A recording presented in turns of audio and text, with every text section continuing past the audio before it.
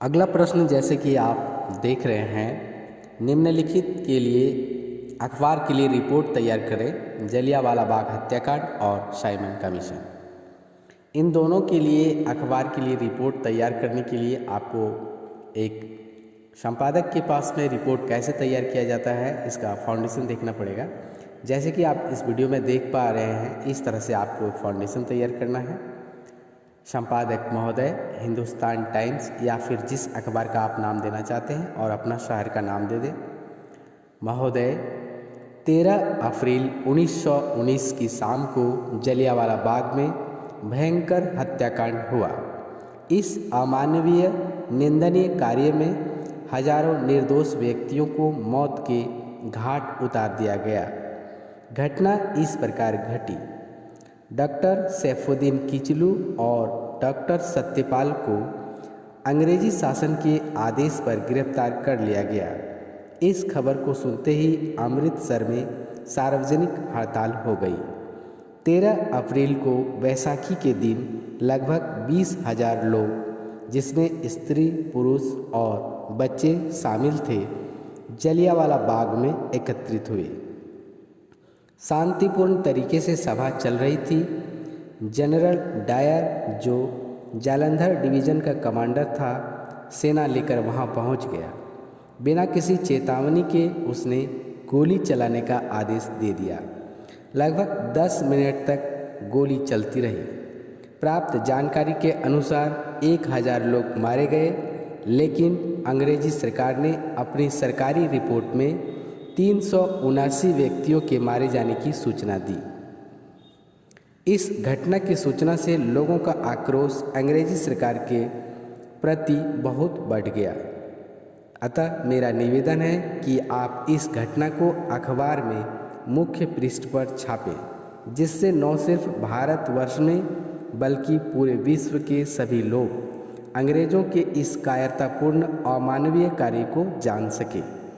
अंग्रेजी सरकार जो जनरल डायर को ब्रिटिश साम्राज्य का रक्षक कहकर पुरस्कृत कर रही है, उसे दंडित किया जाए। जय हिंद। और साइड में दाहिनी ओर भवदीय क ख ग लिख देना है। इससे आपको संपादक के लिए एक रिपोर्ट तैयार हो गया।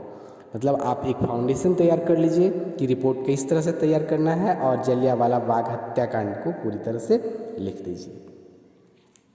अब साइमन कमीशन के बारे में भी आपको इसी तरह से रिपोर्ट तैयार करना है। फाउंडेशन बिल्कुल उसी तरह से है, संपादक महोदय। और आपको शुरुआत करना है। महोदय, साइमन कमीशन की रिपोर्ट भारतीयों को संतुष्ट करने का असफल प्रयास रहा। ब्रिटेन की नई टोरी सरकार ने सर जॉन साइमन के नेतृत्व में एक वैधानिक आयोग का गठन किया। राष्ट्रवादी आंदोलन के जवाब में गठित किए गए इस आयोग को भारत में संवैधानिक व्यवस्था की कार्यशैली का अध्ययन करना था और उसके बारे में सुझाव देने थे। इस आयोग में एक भी भारतीय सदस्य नहीं था, सारे सदस्य अंग्रेज थे। अतः 1928 में जब साइमन कमीशन भारत पहुंचा, तो उसका स्वागत साइमन कमीशन वापस जाओ या साइमन कमीशन गो बैक के नारों से किया गया। कांग्रेस और मुस्लिम लीग सभी पार्टियों ने प्रदर्शन में हिस्सा लिया। अतः मैं निवेदन करता हूं कि साइमन कमीशन की रिपोर्ट को महत्वहीन और भारतीय भावनाओं पर किया गया आघात बताएं। इस खबर को मुख्य पृष्ठ पर छापकर अंग्रेजी सरकार की आलोचना करें। जय हिंद। भवदीय ABC। अगला 4 नंबर का प्रश्न है, इस अध्याय में दी गई भारत माता की छवि और अध्याय 1 में दी गई जर्मनिया की छवि की तुलना कीजिए। उत्तर है, जर्मनिया की छवि जर्मन राष्ट्र की प्रतीक थी, जबकि भारत माता की छवि भारत राष्ट्र की छवि थी।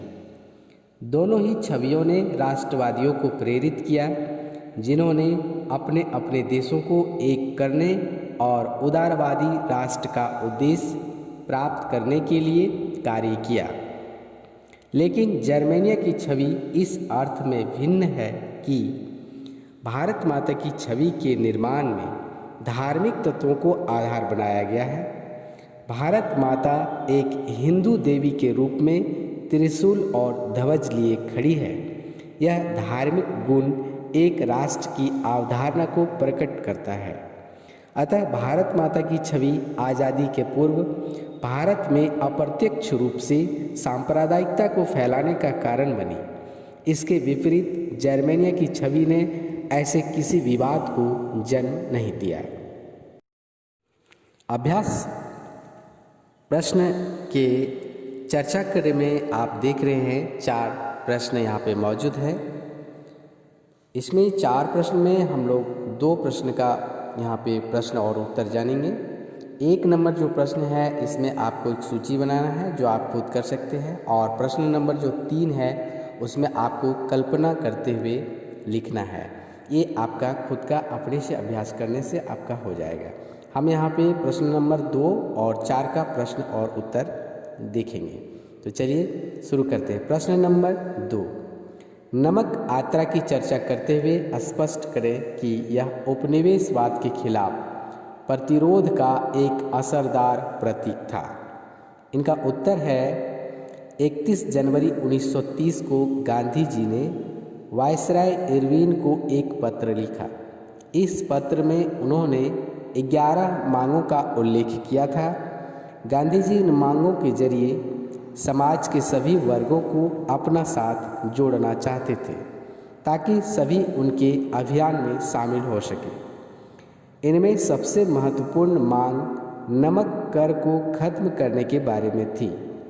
नमक को अमीर गरीब सभी लोग इस्तेमाल करते थे, जो हमारे भोजन का अभिन्न हिस्सा था। इसलिए नमक पर कर और उसके उत्पादन पर रोक को महात्मा गांधी ने ब्रिटिश शासन का सबसे दमनकारी पहलू बताया। नमक यात्रा वास्तव में उपनिवेशवाद के खिलाफ प्रतिरोध का एक सबसे महत्वपूर्ण प्रतीक था। प्रश्न नंबर 4, राजनीतिक नेता पृथक चुनाव क्षेत्रों के सवाल पर क्यों बटे हुए थे? उत्तर है, राजनीतिक नेता भारतीय समाज के सभी वर्गों एवं समुदायों का प्रतिनिधित्व करते थे। जैसे डॉक्टर भीमराव अंबेडकर दलित का नेतृत्व करते थे, इसी प्रकार मोहम्मद अली जिन्ना भारत के मुस्लिम सामाजिक समूह का प्रतिनिधित्व करते थे। ये नेतागण विशेष राजनीतिक अधिकारों और पृथक निर्वाचन क्षेत्र मांग कर अपने अनुयायियों का जीवन स्तर ऊंचा उठाना चाहते थे। लेकिन गांधी जी का मानना था कि पृथक निर्वाचन क्षेत्र भारत की एकता पर प्रतिकूल प्रभाव डालेगा। गांधी जी इस मांग के विरुद्ध थे और एक समय इसके लिए अनशन पर भी बैठे थे। यही कारण है कि राजनीतिक नेता पृथक चुनाव क्षेत्र के सवाल पर बटे हुए थे। आशा है बच्चों कि लगभग इस अभ्यास प्रश्न और उत्तर से आपकी अच्छी प्रैक्टिस हुई होगी। अभी कोविड-19 और लॉकडाउन की वजह से विद्यालय बंद हो जाने के कारण से आपकी तैयारी लगातार इसी तरह से होता रहेगा। हम कोशिश कर रहे हैं कि लगभग सारे प्रश्न आप तक इसी माध्यम से पहुंचाएं। यदि आप मैट्रिक की तैयारी करने वाले हैं तो हमारे चैनल को सब्सक्राइब कर लीजिएगा। हम इसी तरह से वीडियो के माध्यम से आप तक प्रश्न और उत्तर पहुंचाने की कोशिश करूंगा। Thanks for watching.